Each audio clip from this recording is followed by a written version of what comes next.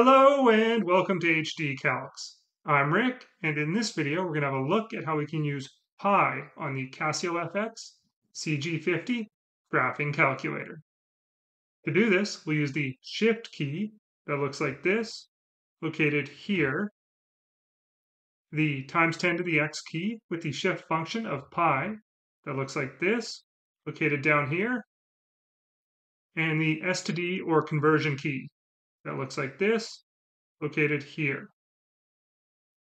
If we just want to get pi on our screen, what we do is press the Shift key and then the times 10 to the x key.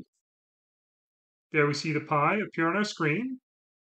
And if we hit the XE, we have the pi symbol, and we can convert it to the decimal with the S to D key here.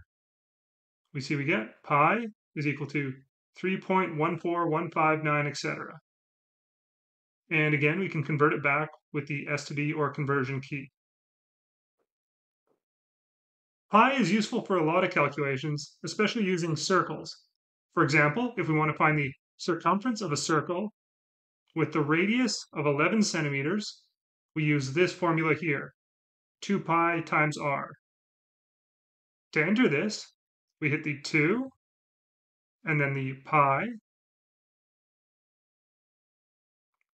times, and then our r of 11 centimeters, hit the exe, and we see we get the circumference of the circle with the radius of 11 centimeters is equal to 22 pi. Or if we want that as a decimal, we see we get 69.115, etc. We can also use pi to determine the area of a circle. For example, the area of a circle with a radius of 12 centimeters. Using this formula here, area equals pi times r squared.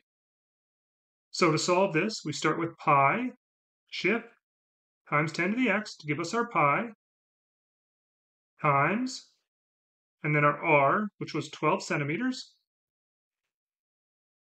And then we square that with the x squared key, and hit exe, and we see we get an area of 144 pi, or if we want to convert it with the S to D key, 452.3893, etc. Thanks for watching, everybody. I really hope this has been helpful. If it has, you can help me out by hitting that like button and subscribe for more calculator tips in the future. And, as always, good luck on those tests out there, everybody. You've got this.